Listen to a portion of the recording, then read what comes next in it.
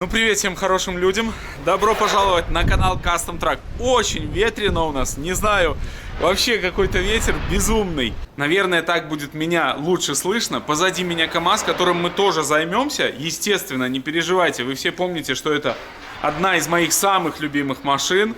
И естественно, мы его сделаем, но прежде чем займемся им, нам нужно доделать кран. Потому что нам кран нужен, чтобы отремонтировать Магируса, чтобы отремонтировать КамАЗа, чтобы мы могли там сражаться с нашим кузовом. Поэтому, ну вот как-то так. Это в двух словах. Поэтому не волнуйтесь, не переживайте. Вы мне все пишите в комментариях: Дима, когда КамАЗ, чуть-чуть надо потерпеть. Сегодня мы продолжим собирать D240. Давайте, чтобы долго не болтать, вы присаживайтесь поудобнее. А сейчас я вам покажу, какие запчасти я прикупил на наш мотор. Во-первых, компрессор, которого нам не хватало. Компрессор МТЗшный. Многие будут писать, что нужно ставить зиловский, но только лишь плита под зиловский компрессор стоит уже в 1,5 раза дороже, чем этот компрессор. Поэтому поставим компрессор. Это займет у нас 3 секунды. Если вдруг его не будет хватать нам или что-то, будем переделывать. Также купил привод НШ. У нас его не хватает на моторе. Купил трубки обратки, все бэушное. А также купил вот эту вот коллектор выпускной с глушилкой. Признаюсь вам честно, очень дорого запчасти на D240. Лично для меня был это какой-то эталон вот того баланса между ценой и надежностью. Но, как выяснилось, даже у нас в Беларуси запчасти на него стоят очень дорого. И каждый раз ты как бы, ничего себе, сколько это стоит. Но почему-то вот так, не знаю, возможно, просто, как обычно, весь мир этот сошел с ума и происходит вот такая вот фигня. Но, тем не менее, будем пытаться делать. Так что, продолжаем. Как вы помните из предыдущей серии, мы примерили кожух. Вот с Лешей еще Леша был. И сейчас его нужно снять. Почему? Потому что нужно померить количество зубов у нас на маховике, потому что я не могу заказать стартер. Непонятно, какой у нас стартер. Стартер нам нужен либо под пускачевский маховик, либо под, не знаю, какой-то другой. Короче, надо посчитать количество зубов. Тогда на Озоне я смогу заказать новый стартер. Стартер будем покупать 12 вольт, редукторный, чтобы нам не менять всю систему у нас на самом зиле, потому что у нас электромагнитные клапана 12. Ну, то есть, пока что как-то так. В общем, не меняем. Также нужно сходить к соседям сюда, купить новые резинки, потому что какие-то страшные у нас. Корпус термостата я заказал. Что здесь у нас было установлено, пока не знаю, но тоже какой-то выход на печку, скорее всего. Вот. Еще нужно болтики докупить, но это, я думаю, у соседей найду. Ну и, в принципе, можно уже будет запаковывать всю эту конструкцию нашу. По токарке я уже изготавливаю сам вот эту наплавочную часть на первичный вал, ну, втулка первичного вала, которая должна быть чуть шире под наш выжимной МТЗшный. Решил я не ехать к токарю, потому что это тоже время, это нужно проехать 100 километров, поэтому вставил обратные кулачки в станок наш и уже первую трубочку одел. Проточу, одену вторую трубочку, проточу, и все будет четко. Начинаем с кожуха.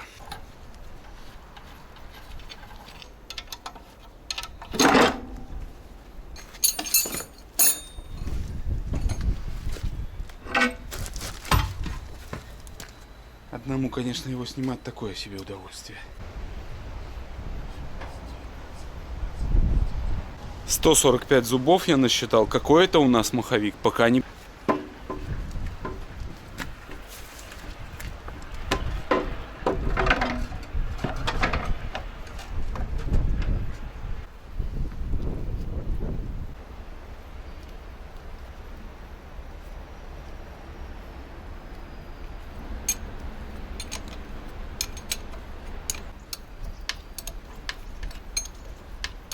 Устанавливаем корпус, который докупили.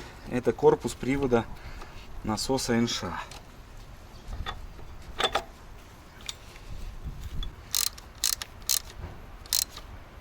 Сейчас следующая наша задача — это установить коробку и подготовить все для ее установки.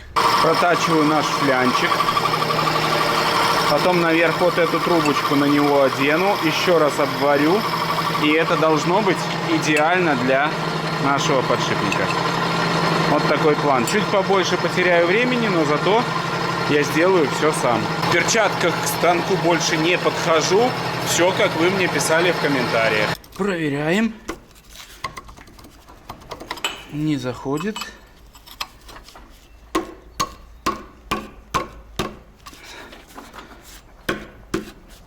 Не заходит. Что-то туговато.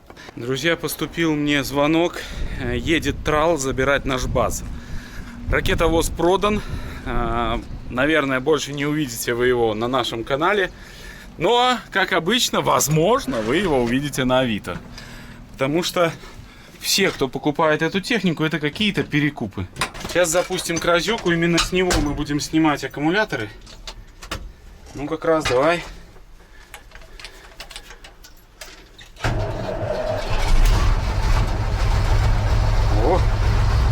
Все, пусть поработает, он прогреется, заодно подзарядит аккумуляторы. Ну, крас, как обычно, это надежнейшая машина. Я думаю, нужно снять сидушки, перешить нам сидушечки, да? Некрасивые они. Либо эти восстановить, либо пошить новые.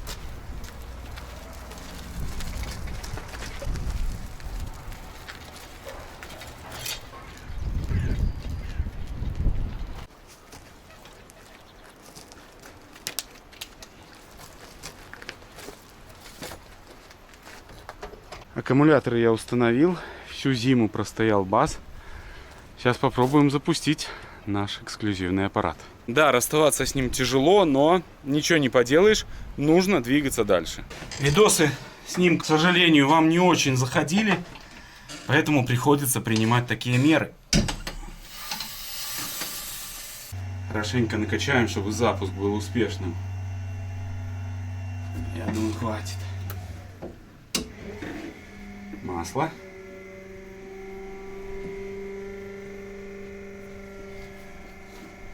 Мы попробуем стартер.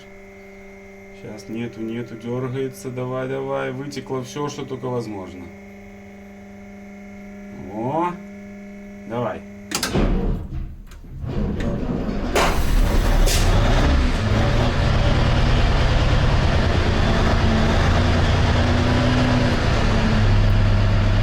Чуть-чуть пришлось помочь воздухом, слабенькие аккумуляторы. Они тоже всю зиму отстояли, никто их не заряжал.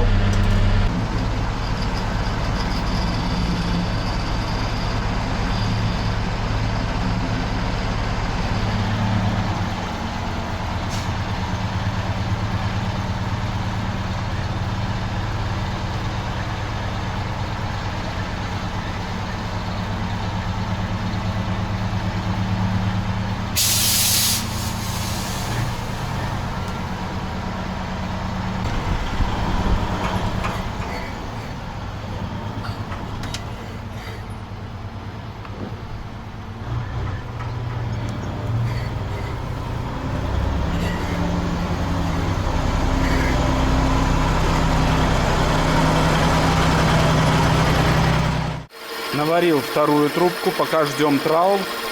Занимаюсь вот этим таким делом, и очень интересным. Финальный проход, и потом уже будем одевать наш подшипник. Должно бы быть все четко. Ответственнейший момент. Да, все четенько. Чуть-чуть зазорчик тепловой, обязательно. Но я думаю, будет работать. Когда здесь все смажется, все будет четко. Еще я немножко укоротил ее на 3 миллиметра примерно. Вот, потому что она упиралась. Сейчас примерим ее. И еще нам нужен вот сюда сальник, в эту штуку. Такое чувство, что куда-то мы упираемся по-прежнему. Так, все четенько она заходит. А упирается она только туда, в корпус может упираться. Да, надо еще ее торцануть. Не знаю, на каком этапе вырубилась камера, но я заехал. К сожалению, Сонька умерла, разломалась пополам. Но вот в таком виде поедет баз. В принципе, нормально он выглядит, вполне себе. Но заезжать было очень страшно, честно, очень страшно. Все, пожелаем ему удачи и будущему хозяину успехов.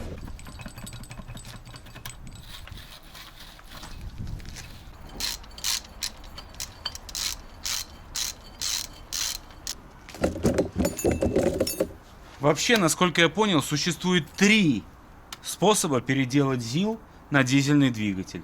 Первый наш способ — это остается МТЗ-шный маховик, остается МТЗ-шное сцепление, вставляем только диск ЗИЛовский.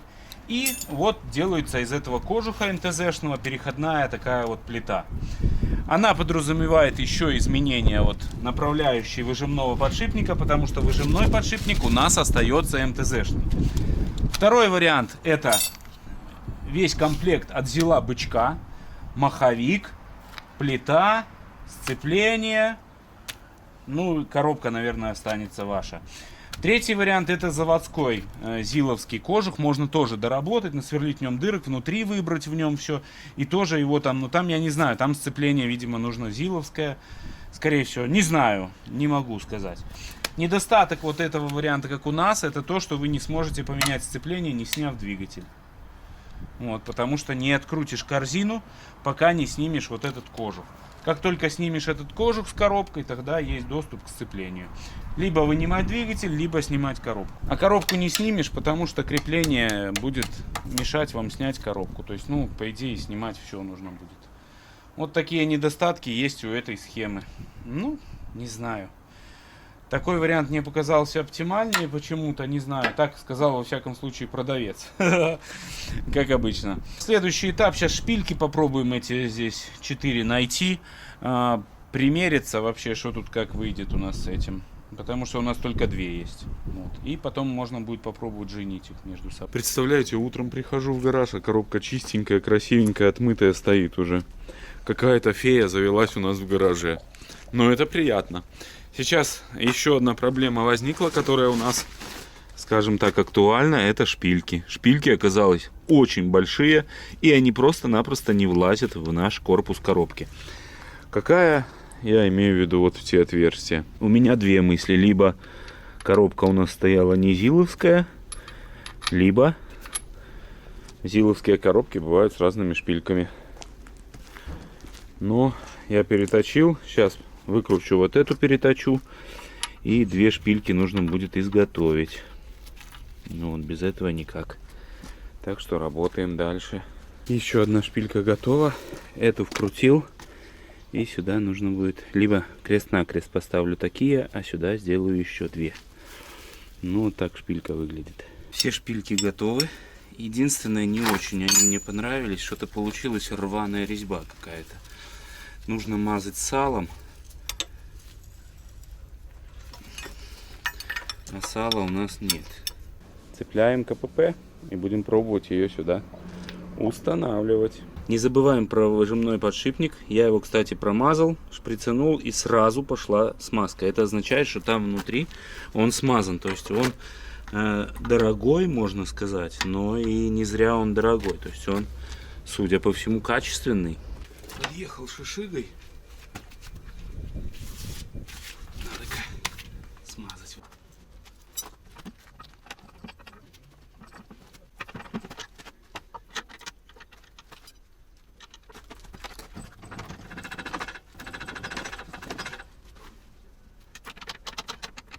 Идет несложно, но самое главное, чуть-чуть здесь, чуть-чуть там она заходит. Но вручную силы не хватило.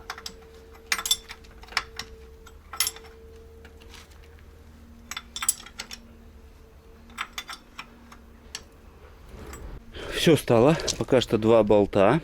Сейчас хочу проверить сцепление. Взял вот такую трубку. И, наверное, включим передачу какую-нибудь, да? И проверим. Вряд ли я рукой включу. Включил передачу. Выжил сцепление. Наверное, вряд ли так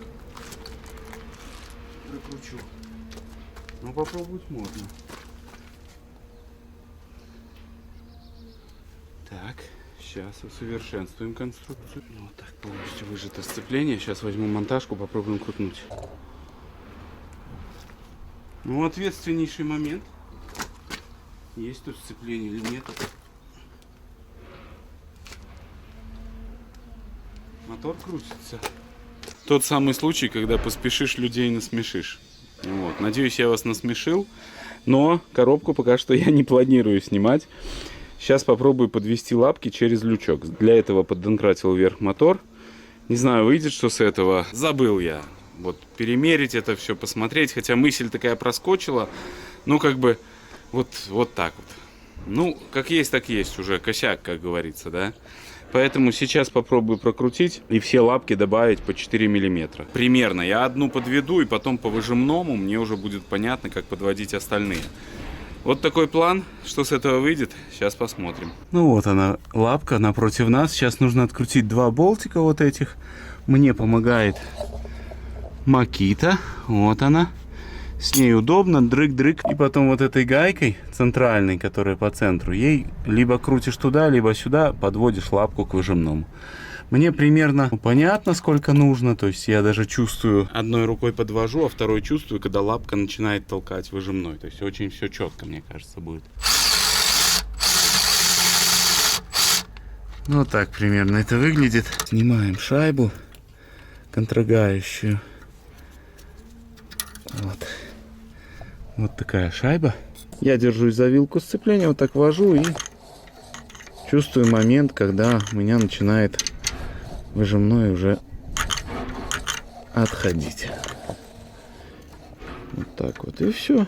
В этот момент зажимаю фиксатор. Все, фиксаторик зажал. Теперь можно пробовать опять сцепление. Так, ну пробуем.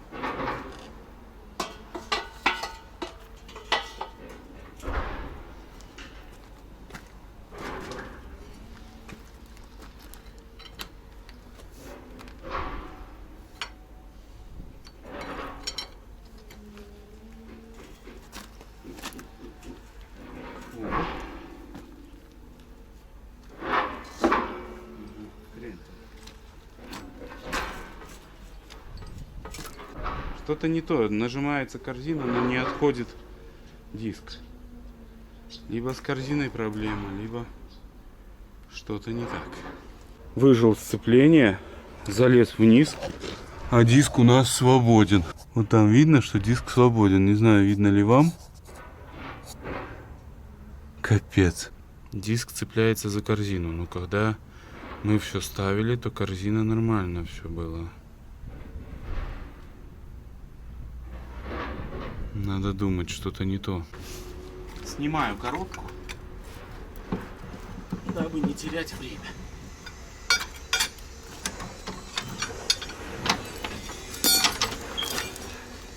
После того, как я установил корзину на зиловский диск, вот эта внутренняя, внешняя обойма корзины, она зажала наш диск вот там внутри. И поэтому у нас нифига не работает, друзья. Надо снимать кожух, снимать корзину и обтачивать там. Ну, диск не хочется обтачивать, нужно будет вот эту обтачивать саму корзину внутри. В общем, такой сюрприз, походу, нас тоже ожидал. Раскидал все это дело. Ну и видна причина. Вот, видите следы? Раз, два, три. Дело в том, в чем-то фишка вся. Вот так она не цепляется. То есть все нормально. Видите?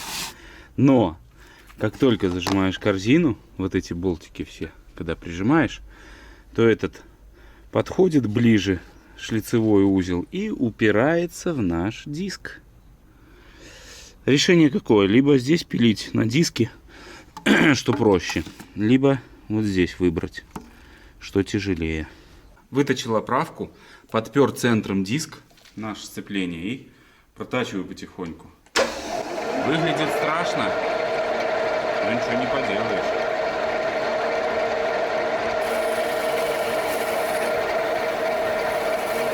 Надо делать, чтобы все было красиво. Наверное, немного перебор, но лучше с запасом сделать. Установил корзину обратно, и смотрите, порядка 3-4 миллиметров зиловский диск вошел вовнутрь этой обоймы МТЗшной.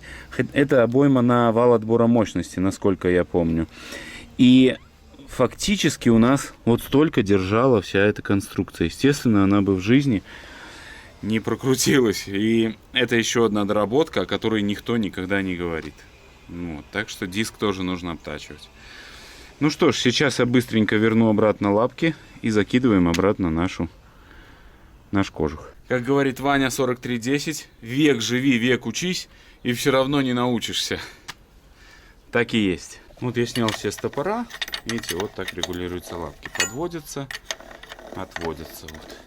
Здесь мы будем выставлять расстояние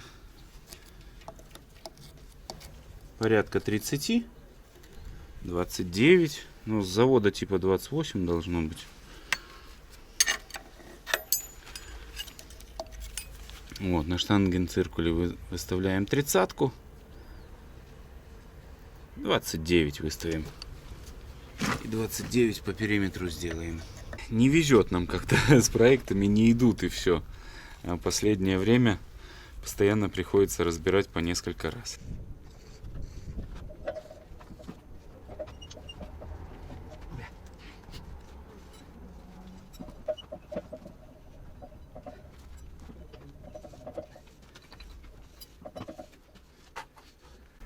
Ладно, сейчас буду возиться. Тяжелая зараза. Ну, вставлю. Так. О! Теперь я верю, что сцепление работает.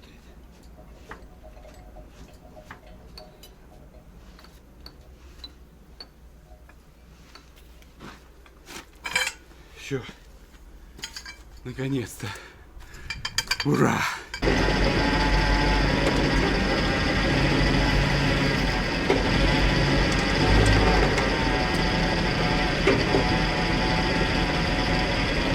Зацепил наш мотор, зажал клапанную крышку, зажал обратку, коробку, кожух. Одним словом, поработал я здесь очень хорошо.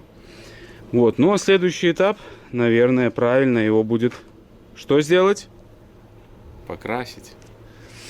Да, это нужно сделать, потому что будет выглядеть все красиво. И коль мы занимаемся уже этим делом, то нужно идти до конца. Капиталка должна быть капиталкой. Зацепил здесь за помпу, не ругайтесь. Потому что нужно было зацепить высоко. И самое главное, нужно было зацепить, чтобы у нас был уклон вниз. Видите, как сейчас. Вот, это важно, потому что нам нужно будет его так туда пытаться вставлять, в моторный отсек. Немножко вот под таким углом. Ну что ж, продолжаем. Наверное, сейчас самое время его покрасить.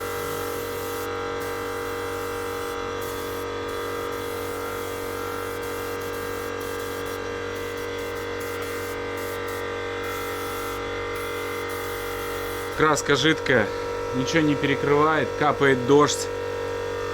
Я думаю, поедем мы примерять мотор, а потом его покрасим на той стороне, когда будет хорошая погода. Перевез я двигатель на задний двор. Здесь заметил, что у нас еще не сняты глушаки, поэтому они нам будут мешать, естественно. Нужно будет их сейчас демонтировать. С этого и начнем. Но мотор, я думал, он как-то поменьше, но он тоже большой очень, зараза. Большой. Ну, сейчас вынем глушаки. Здесь нам, наверное, придется вырезать. Что-то я смотрел, вроде вырезают все чуваки. Ну, посмотрим, что тут выйдет у нас. Ох, сколько я полежал здесь под этим зилком зимой. Надо весь глушак. Сейчас снимем сразу весь глушак. Ух, V8. Пробуем закидывать мотор, посмотрим, что с этого выйдет. Но угол атаки чуть-чуть неправильный, надо поменять.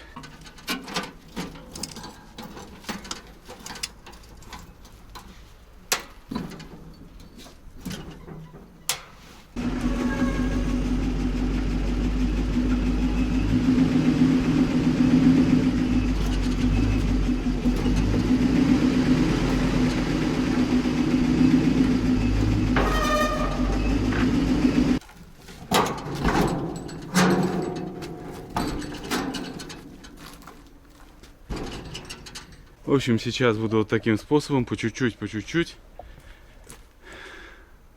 его туда заталкивать.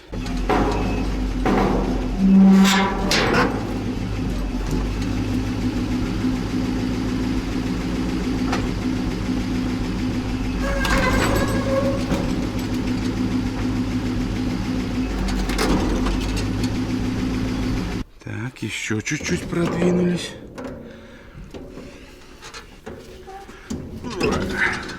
Не знаю, как мне вымерить это все, если честно. Не совсем понятно, как это должно выглядеть, но сейчас попробуем. Не совсем у меня вот зацеп правильный, видите, упираются мои все чалки. Решил я не откладывать на завтра то, что можно сделать сегодня. У нас чуть-чуть посветлело, и я решил все-таки покрасить мотор, потому что завтра мы зависнем с его сушкой. И вдруг завтра дождь, то будет вообще косяк. Поэтому цвет я поменял кардинально, будем цвет хаки все красить. Все-таки мы же строим военные грузовики, поэтому цвет хаки будет.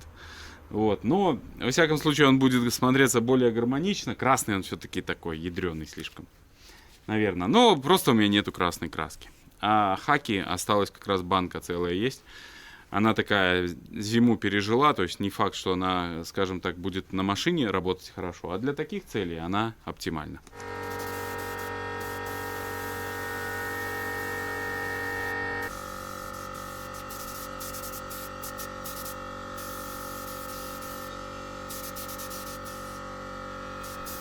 Ну, принимайте внешний вид мотора. Такой спокойный цвет, выдержанный, неброский, надежный. Ну, такие у меня ассоциации вызывает. Какие у вас вызывают ассоциации? Вы, конечно же, делитесь в комментариях. Но так себе, честно, так себе. Я думал, будет смотреться красивее.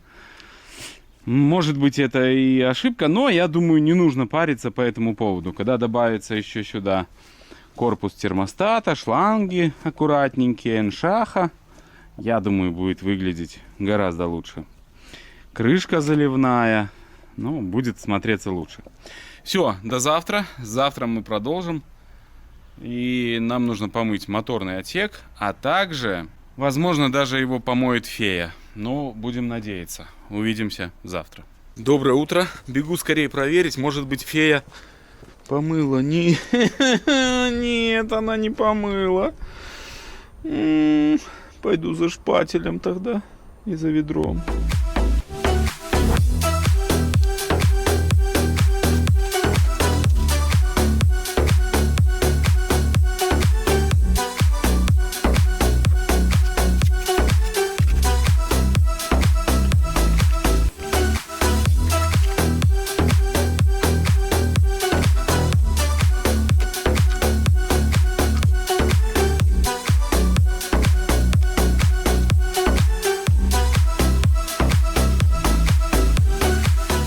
Пол ведра чачи. Это все слезы зила, которые он проливал долгие-долгие годы. Надеюсь, сейчас, после нашего ремонта, он не будет плакать, а будет радоваться.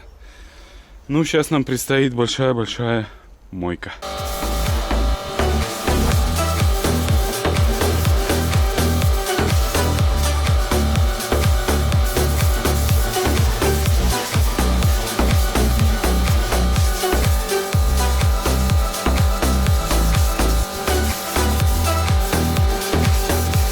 Вот такой результат у меня вышел. Как вам, обязательно делитесь в комментариях. Вы еще зимой меня просили: Дима, помой моторный отсек. Но зимой, к сожалению, это невозможно, даже по законам физики. Да, мы иногда нарушаем законы физики, но не забывайте, что действовать они продолжают. И нарушай, не нарушай, от этого не уйдешь. Вот, поэтому зимой бы это просто все замерзло, начиная с воды у нас на базе. Ну, а так вот, все отмыл, все красиво, есть нюансы. Вот это я драл, ну, вообще здесь, вы помните, какой слой был до этого, но сейчас это совсем другая история. Так что, в принципе, сейчас подождем, пока водичка впитается. Я думаю, это часик-другой, и, в принципе, можно будет закидывать мотор. Я даже уже попробую его сейчас приподнять, вывесить. Но прежде хочу снять лапку, вот эту сцепление, и посмотреть, можем ли мы поставить нашу зиловскую сюда. Ну, одним словом, здесь тоже нужно будет что-то помудрить. Поэтому сейчас посмотрим, как и что. Примерил нашу родную зиловскую лапку. Она стала идеально. По диаметру все четко. Ну и вывесил мотор, как вы уже видите. Вот, мне кажется, угол атаки прям то, что надо. Сейчас попробуем его примерять. Вот, а когда высохнет здесь все, то пройдем красочкой. Этот цвет мы оставим родной. Добавим только лишь, наверное, черного здесь. Ну и раму покрасим. Наверное, посмотрю по настроению. Потихоньку мотор залетает. Сейчас полезу под низ туда и подложу под коробку что-нибудь такое высоченькое. Возможно, даже вместе с донкратом сразу. И можно будет поддонкратить, и мотор сюда скочит.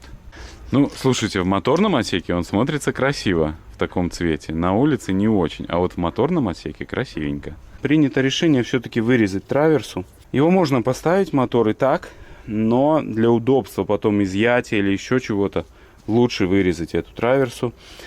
Сзади я подвязал ремнем обычным. Вот, и так здесь конструкция вся выглядит. Подрежу траверсу, и нам будет проще. Мы его просто опустим, а заднюю часть потом приподнимем, выставим так, как мы хотим. Вот. Ну и, я думаю, должно бы все работать. Пилим.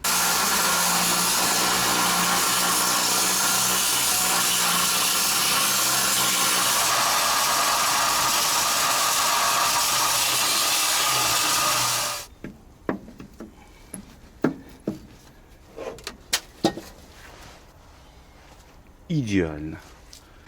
Сейчас заднюю часть просто достаточно будет поднять, и на этом все. Можно будет даже прикрутить карданчик, ну хотя бы, знаете, на один болтик, чтобы размер выдержать, чтобы нам карданы не резать. И можно будет варить уже здесь фиксаторы и там делать лапы. Я уже закрепил кардан, вот один и второй.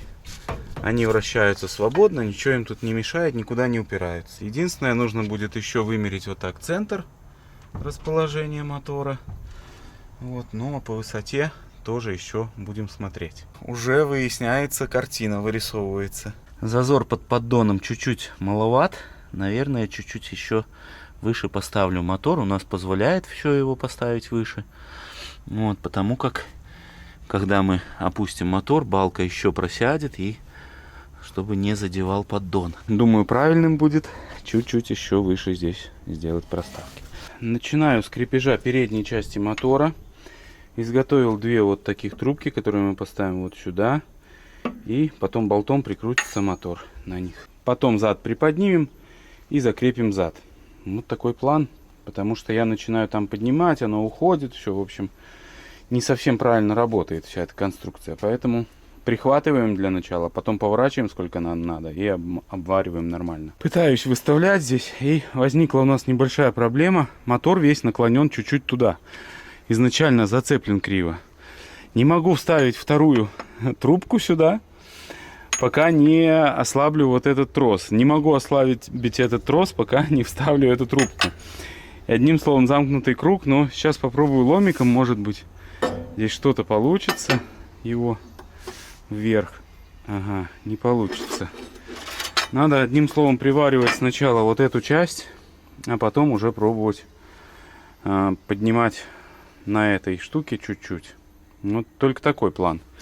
Там тоже вот видно, что он, видите, кожух немножко туда. Вот нам надо его подвернуть. Но он подвернется, как только мы поставим две трубки и как только мы отпустим вот эту веревку.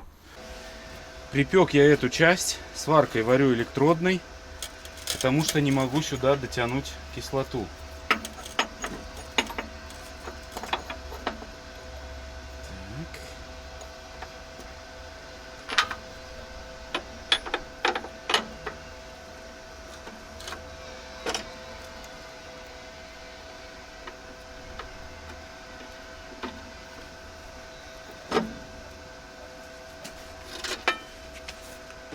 Ну, как он подровнялся или нифига? Нифига. Вот что произошло. Ёп, ПРСТ. Ладно. Ну, качество. Так, ладно, сейчас подожму вот эту. Мне кажется, он сильно туда ушел. Полчаса времени, и баллон на месте. Это был долгий путь. Вот оттуда. Я его колупал, а здесь уже блатую, в общем, качу. Ну, решил заварить все-таки полуавтоматом. Во-первых, электродов не хватит мне. Во-вторых, Это более правильный тип сварки. Двигатель по-прежнему стоит криво. Завтра начну с того с утра, что буду изготавливать крепление вот туда, кронштейн. На заднюю часть нашего двигателя. Вот туда и туда. Старое крепление, которое было, я закосячил. То есть его была возможность переделать в 2 поменьше крепления, но я поспешил. И очень сильно накосячил, но уже их использовать нельзя. Потому что газом резал, так на глаз прикинул и ошибся на сантиметр. Вот, ну нельзя спешить, ничего страшного. Сделаем новые 2 аккуратных кронштейна, и будут они точно так же держаться. Так что до завтра. Моторный отсек преобразился и выглядит очень красиво. Честно, вот прям радует. С утра уже рисую чертежи. 1 кронштейн сделал, вот такой у нас будет. И сейчас буду точно так же вырезать 2. Вот, он будет у нас, это пассажирский, а это водительский вот кронштейн. Они немножко по-разному стоят, соответственно, и выглядят тоже в разные стороны. Нанес разметку мелом. Мне здесь главное это отверстие сделать, а контур это гораздо проще уже потом резаком.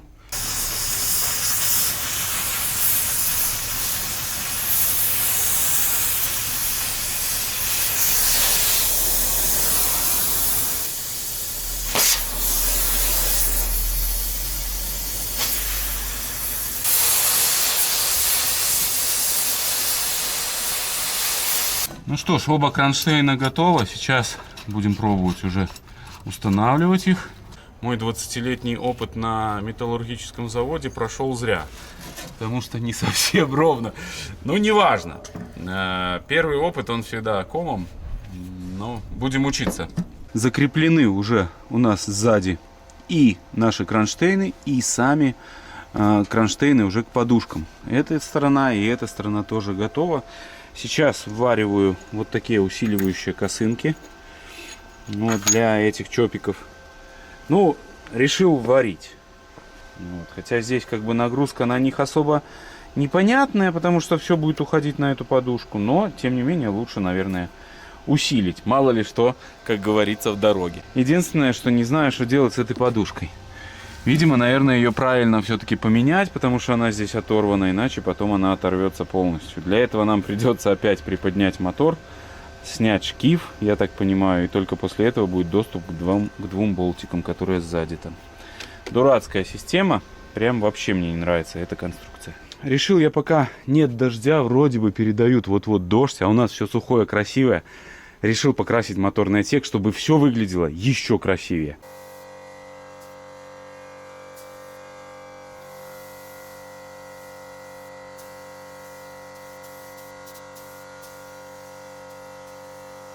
Задул моторный отсек, ЗИЛ преображается, становится красивее. Не знаю, для чего я это делаю и вообще стоит ли это того, но вот хочется, чтобы хотя бы глазу было приятно. Я быстро сейчас убегаю уже, передают вроде бы дождь после обеда, поэтому я спешил это все сделать. Но немножко задул, там раму кое-где подправил, но это не важно. Главное, вот здесь все хорошо прокрашено, а здесь уже остатками краски я так подкрасил немного. Но вот эта краска, она необычная, ее я покупал, это польская краска, ее я покупал, она специально по ржавчине краска, и не знаю, как-то кто-то из подписчиков посоветовал, ну вот, надо попробовать эту краску, потому что она такая, как на битумной основе, мне так показалось. Вот, так что такие вот дела. Все, после обеда продолжим. Жду погоды, чтобы продолжить заниматься зилокраном, но никак, на улице творится безумие. Дождь, снег, ой, холодно. Я уже отвык от этой погоды, хочется тепла. Пока жду погоды, навожу порядок в гараже здесь у нас. Видите, уже, ну, такой относительно, можно сказать, порядочек. Завтра у нас субботник, нужно будет все это убрать. Ну, а потом продолжим заниматься зилокраном. И, кстати, завтра Юра возвращается с рейса, будем менять подшипник. Скорее всего, это будет завтра. Тоже вам обязательно покажу. Ну и что мы тут имеем? КамАЗ. Вы все пишете, когда КамАЗ. Ну, чуть-чуть подождите, потеплеет, мы обязательно его доделаем. По сути, он, самое страшное позади, он переварен. Осталось только доварить вот эти крылья, их зачистить, их покрасить, и можно будет собирать уже кабину. Вот. Еще большой нюанс, это у нас внутри кабины нужно все будет сделать. И вот еще поменять торсиончик. Лежит, ждет своей очереди. Так что будем работать, будем продолжать.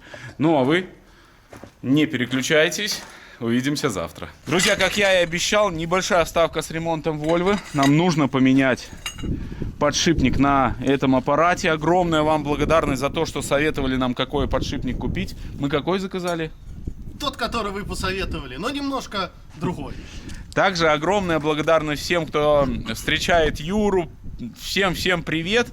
Юра хочет отдельно. Привет подписчикам, которые меня встречают, узнают. Это в Глузке и в Выхове в последнее время мы виделись. Но это самые последние чуваки, которые встречались. Но еще много Буквально очень... вчера. Да, еще много очень людей постоянно узнают, машут. Одним словом, всем огромный привет. Работаем, все отлично. Ну а сейчас наша задача открутить гайку. И у Юры уже проблемы, не хочет она крутиться, да? Если лом не помогает, нужно брать второй лом. Как ты там справишься? Мне кажется, монтажка умрет. Ой, да вообще ноль, подожди.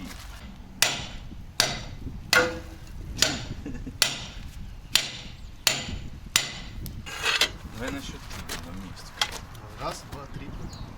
Опа! Вот что значит. Стучать. Стой. Все, смотри, профессионал. Все, оставляй, пусть вытекает. И, кстати, видишь, серебристая такая. Я же не волнуюсь по пустякам. Серебряночка.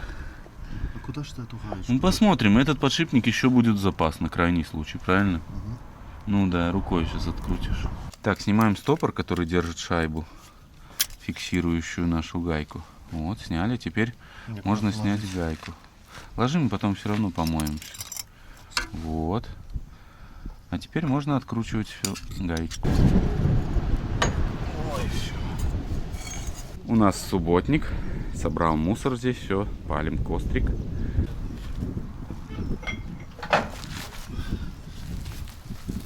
Так, наша задача сейчас вынуть подшипники, но подшипники выглядят более-менее нормально, то есть его мы можем всегда положить в запас, пусть будет лежать в запасе, а новые поставим, потому что они гудели. Ну, Вот. причем гудели на малой скорости, вот когда ты крутишь, он же гудит очень сильно по сравнению с левой стороной. Да, слева вообще ничего не слышно. Ладно, не суть. Вынимаем, ставим новые. Подшипники у нас СКФ. Непонятно только почему. Один написано Германия, а второй написано Индия. Видимо, разные заводы. Но упаковка старенькая такая, как будто никто не покупал на такие Volvo подшипники, а мы вот первые, кто купил, блин. Стоимость $180 пересчитали с Юрой. $180 в комплекте. Вот так. Профессионально. Сейчас это потечет масло. А мы его... Офигенный подшипник. Что ты пристал к нему? Сейчас выбиваем обоймы аккуратненько, чтобы этот подшипник остался в запас, чтобы мало ли что в дороге. И будем забивать новые. Слышишь? Колеса как пооткручивались, теперь боюсь их вообще эти гайки трогать хоть когда. Две обоймы выбили, и сейчас будем забивать новые.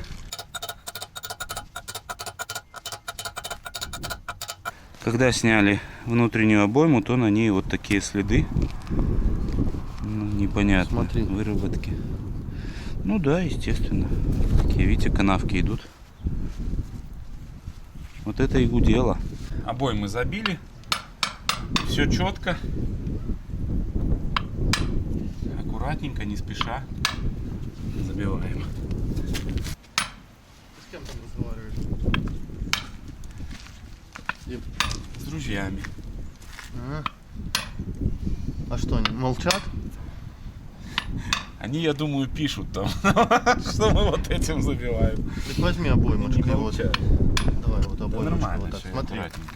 Смотри, я тебе покажу вот так можно. Не-не-не.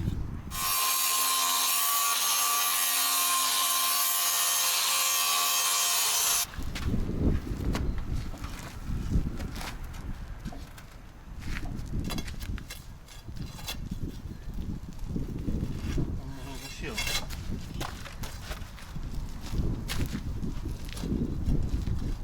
Ставь, ну, вниз.